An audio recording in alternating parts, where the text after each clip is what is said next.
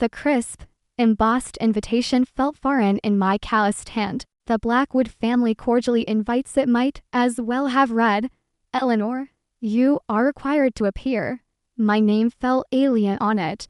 A label slap on something that didn't quite belong. I smoothed the fabric of my simple, charcoal gray dress, practical, unassuming, a deliberate choice. Tonight was a performance, and I was acutely aware of my costume. This was not me, not entirely. It was the version of me they expected, the one they tolerated, the one they perpetually underestimated. The taxi pulled up to the restaurant Le Fleur, a monument to extravagance I hadn't set foot in for years. Even the doorman seemed to raise an eyebrow at my appearance, though he quickly masked it with professional courtesy. He likely knew the Blackwood name, the implied wealth that went with it. He just didn't associate it with me. Inside, the air was thick with the perfume of the city's elite, the clinking of crystal, and the murmur of self-importance. I spotted them instantly. My father, Richard, ramrod straight and radiating an almost palpable aura of power. My mother, Veronica, a vision of glacial perfection,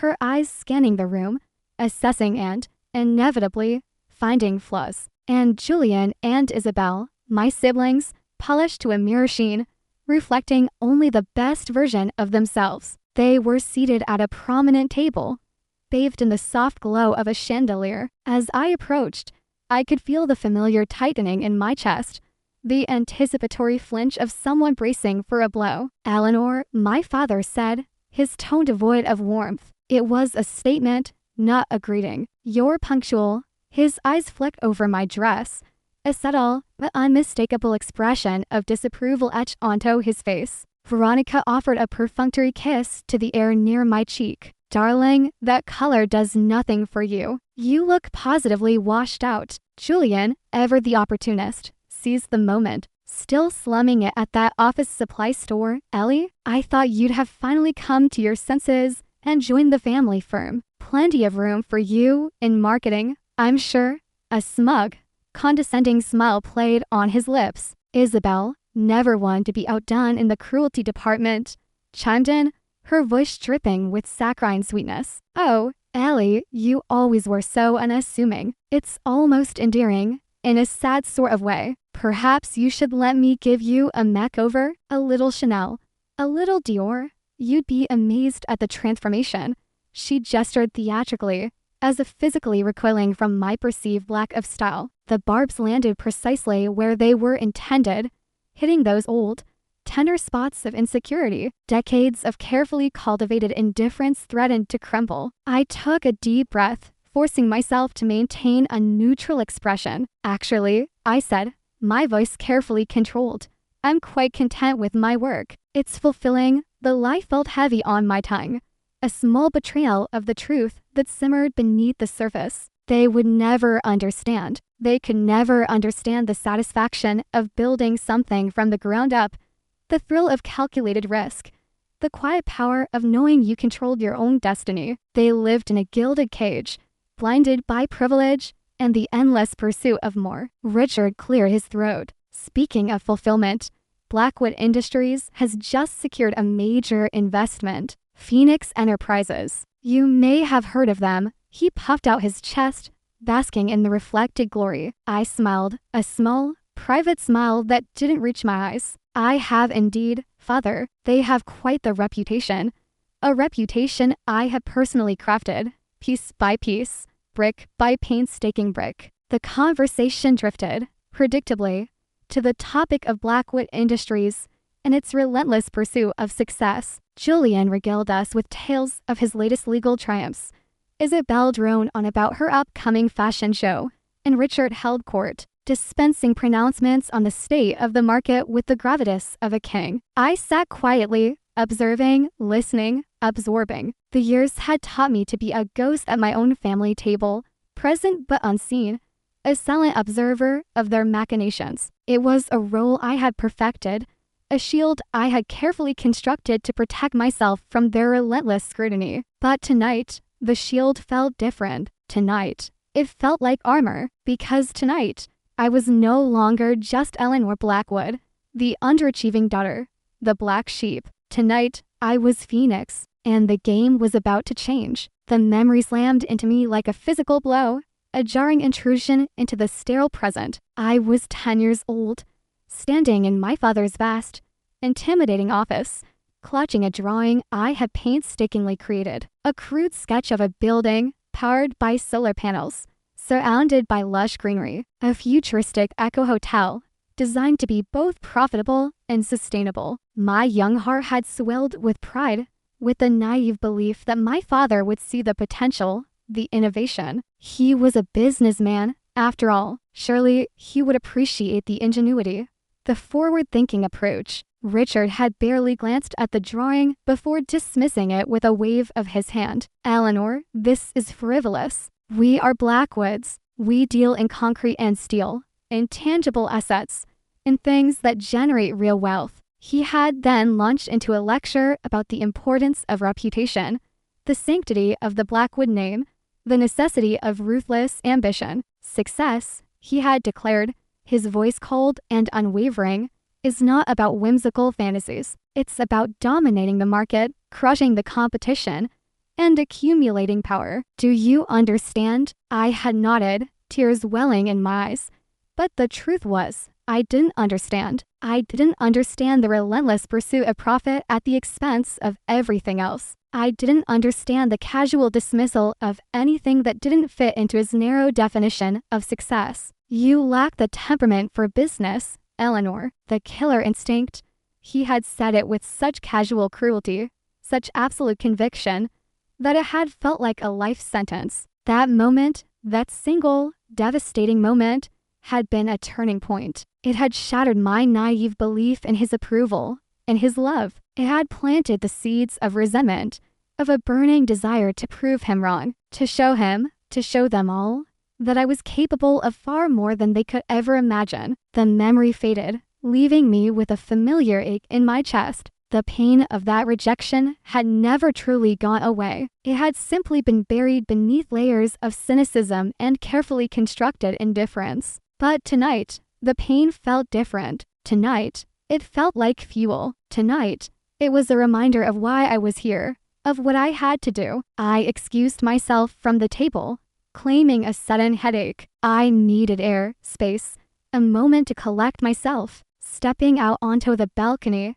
I inhaled the cool night air, letting it fill my lungs, washing away the suffocating atmosphere of the restaurant. The city lights twinkled below, a vast expanse of human ambition and relentless energy. I pulled out my phone, scrolling through messages, checking on the progress of my carefully orchestrated plan. Everything was in place. The pieces were set. The game was about to begin in earnest. A text message from my CFO. Negotiations finalized. Blackwood Industries has accepted the terms. Contract ready for signature. A slow smile spread across my face. They had taken the bait. They were completely, utterly hooked. And they had no idea who was reeling them in. My office supply store, as Julian so charmingly put it, was anything but. It was a discreet, unassuming building in a less fashionable part of Manhattan.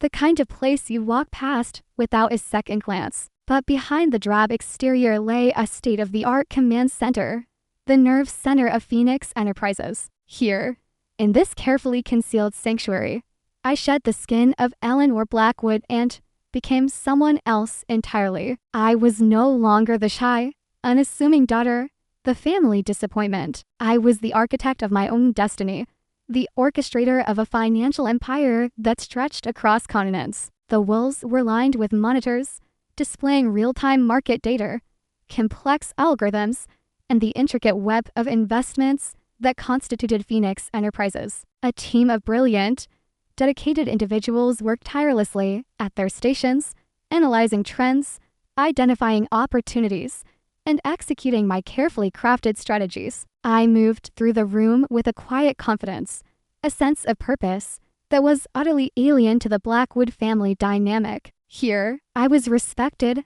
admired, even feared. Here, my intelligence was valued, my vision embraced, my decisions unquestioned. Phoenix Enterprises had been my secret, my refuge, my weapon. It was the embodiment of everything my father had told me I could not be. It was a testament to my resilience, my ambition, my unwavering determination to prove him wrong. The irony was almost unbearable. The Blackwood fortune, built on decades of ruthless exploitation and unwavering ambition, was now teetering on the brink of collapse. And the only thing that could save it was the very thing my father had always rejected: my vision, my intellect, my killer instinct. The information had come to me through a network of contacts, whispers in the corridors of power, subtle hints dropped during carefully orchestrated conversations. Blackwood Industries was drowning in debt, burdened by bad investments and reckless spending. Julian's legal maneuvering and Isabel's fashion empire were bleeding the company dry. Richard, blinded by his own ego and outdated strategies,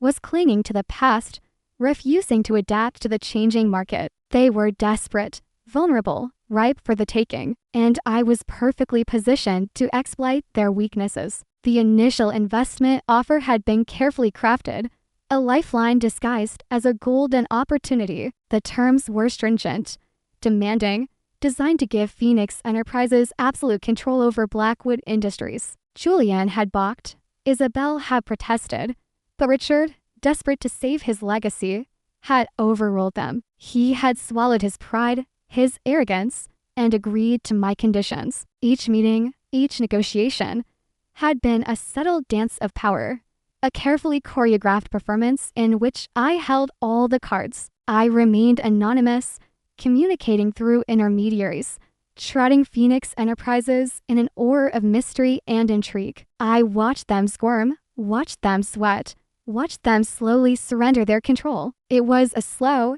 deliberate, exquisite form of torture, and I savor every moment. Another text arrived. The press conference is scheduled. All eyes are on Blackwood Industries. Good. Let them bask in the temporary illusion of success. Let them celebrate their salvation, because the truth was about to be revealed, and the fallout would be spectacular. The ballroom at the St. Regis was a glittering spectacle of wealth and privilege. Champagne flowed freely, the air buzzed with anticipation, and the Blackwood family was in their element, radiating an almost blinding aura of self-importance. Richard, his face flushed with triumph, held court, regaling guests with tales of Blackwood Industries' miraculous turnaround. Veronica, resplendent in a diamond-encrusted gown, preened for the cameras, basking in the reflected glory. Julian, ever the self-promoter, circulated through the crowd, handing out business cards and boasting about his role in securing the Phoenix Enterprises deal. Isabel, dressed in one of her own ostentatious designs, posed for photographers,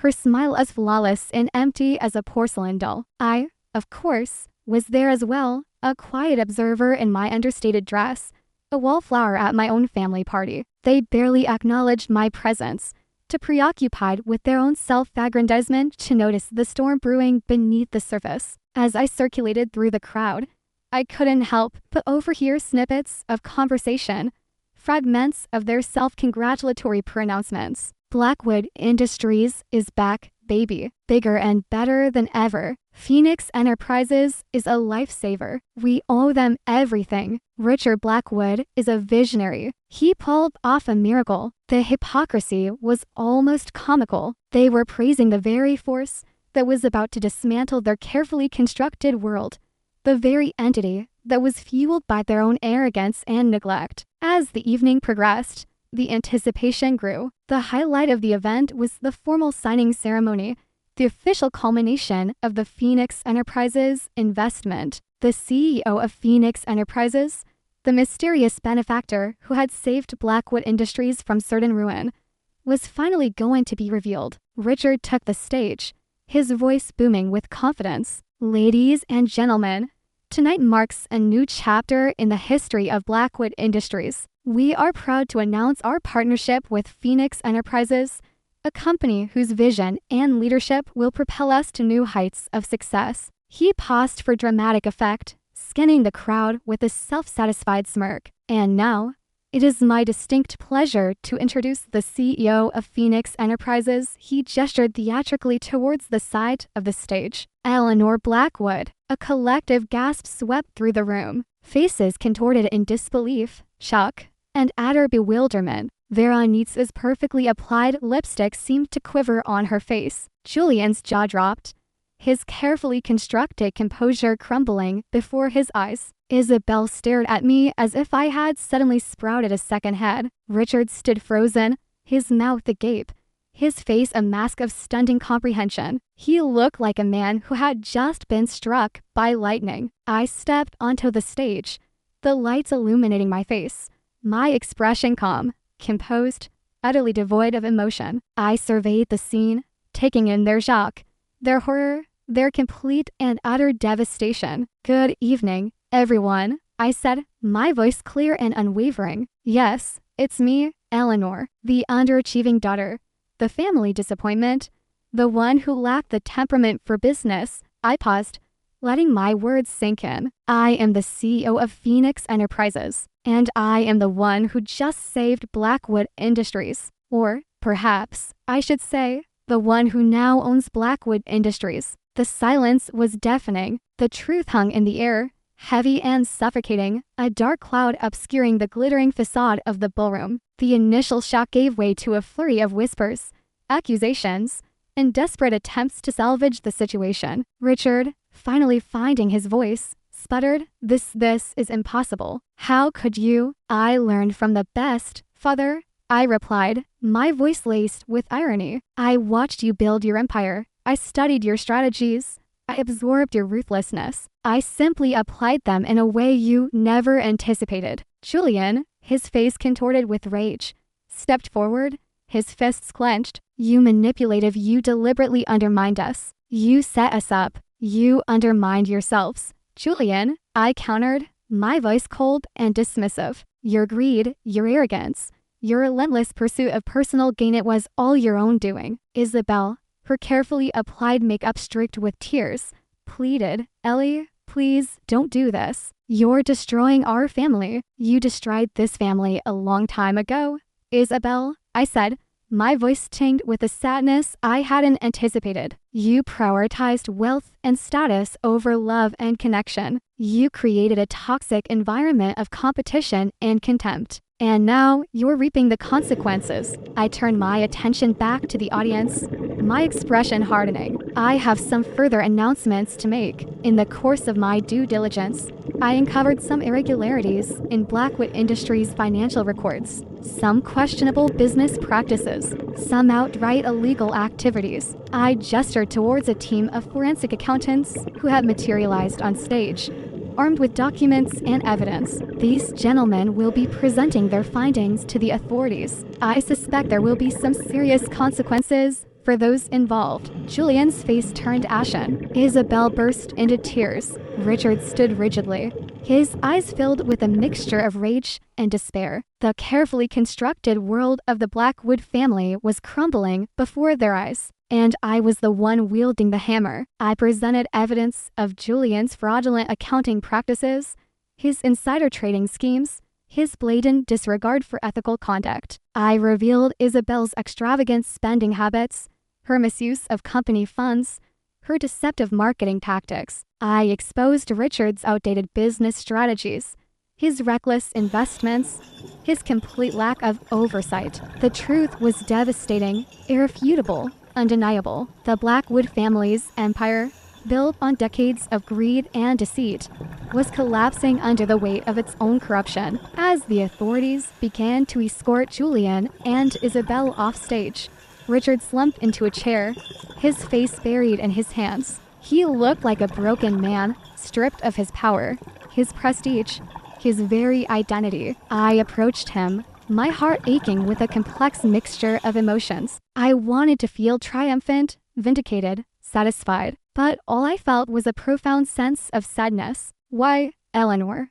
he asked, his voice barely a whisper. "Why did you do this?" "Because you left me no choice, father," I replied, my voice soft but firm. "You taught me that success is the only thing that matters. You taught me to be ruthless, to be ambitious, to crush the competition, and I simply followed your example. I paused, taking a deep breath. But I also learned something you never understood. I learned that true success is not about wealth or power. It's about integrity, about compassion, about making a positive impact on the world. I turned and walked away, leaving him to grapple with the ruins of his shattered empire. The weight on my shoulders felt lighter. The air felt cleaner. The future felt brighter. The Blackwood family was no more, and in its place, something new was about to be born. The aftermath was chaotic, messy, and exhausting. The press descended like vultures,